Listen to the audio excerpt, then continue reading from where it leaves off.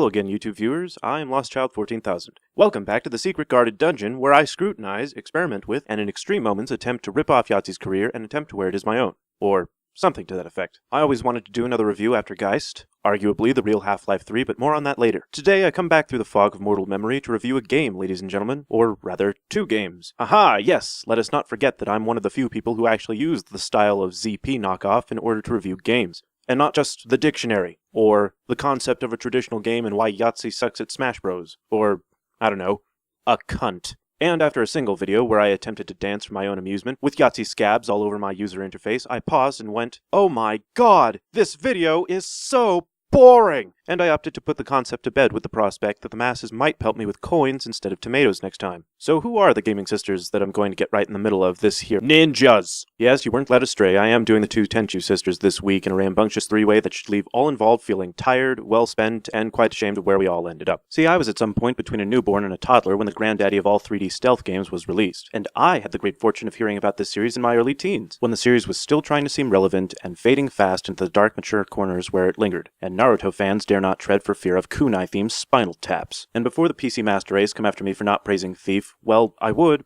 if it was actually released before Tenchu. You see, Thief brought a lot of things to the table, several ways to interact with the environment, including sounds and shadows, tools that actually aided primarily in stealth, and the Metal Gear series, particularly Metal Gear Solid, dealt with breaking into places, funny scenarios, and line of sight. Tenchu kind of found an extremely unstable balance between the two. In its quest to have actual 3D stealth, as well as a kooky fantasy story, the original devs kind of shot themselves in the foot with an LSD dart gun. So what we ended up with was a game about ninja assassins using any number of tools in a variety of ways in order to break into places, massacre the population of guards, and set off B-movie cutscenes along the way. All the while, keeping track of your sounds, your line of sight, and using the magic grappling hook that ninjas use to zoom around like Spider-Man in feudal Japan.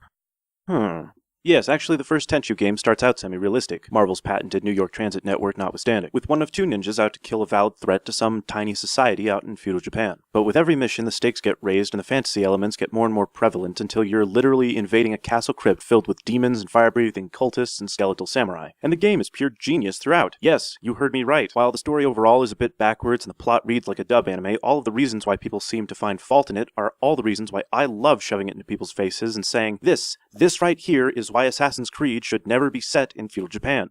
Or possibly, see, there is a franchise that actually makes you feel like a ninja, so I'll bash this mentally subnormal amalgamation of Final Fantasy VIII and DBZ all I want, thanks. Outside of explaining why Arab hash stoner murder operatives wouldn't dare set foot in part xenophobic, part nationalist Japan, the argument usually goes like this. Yeah, the graphics are all low poly and look like crap. Yeah, because it was on the PS1. The people look like colorized vector box monsters, and the levels look like a sophisticated version of Minecraft so that the processor didn't explode. And because the devs put all of their time into creating a good game with well-designed mini sandboxes, tons of fun people to kill, and interesting places to explore. You want to see some real crap graphics? Go play a 3D 32X game.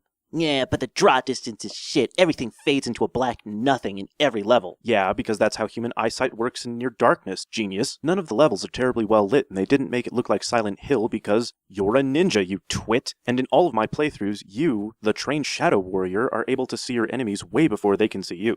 Oh, but the controls don't work from my analog stick. Well, they weren't designed for an analog stick, Einstein. Intuitive tank controls are actually way favorable if you're actually playing it on a D-pad, and all the strange button combos are meant to make up for limited range of buttons. Not to mention, the main characters might move like a deliberate ballet dancer, but the enemies have just about the same controls for their AI, so everything is kept in your favor. After a while, you'll get the hang of the controls and timing, and then you are the ninja, able to take down several samurai at once, while they flail about trying to keep you at just the right distance so that they have less chance of being overtaken. No, but this makes no sense. I saw a video that said ninjas never act like— Hey, retard! Newsflash! They're out killing specific people for a samurai warlord they're very friendly with. Dispatching each target helps them or his lord in some way, shape, or form. Believe it or not, ninjas did wear camouflaged dark blue cat suits, or tightly bound clothing that just wouldn't make too much noise. The point of that fucking video was that ninjas were not bloodthirsty, attention-hungry fighting and killing machines. If you were in feudal Japan and someone got murdered one night, what would you rather hear the next day? Oh yeah, I saw Master Rikimaru walking back from that castle where someone got murdered back to his home in a tiny village. Or, there was this weirdo with a white wig running into the trees right after this guy got stabbed. Go back and tell Gaijin Goomba that you, as a viewer, are way too fucking stupid to get the fact, and stop explaining to me something that you obviously haven't looked into. If you did actually understand the point of that video, please disregard the proceeding.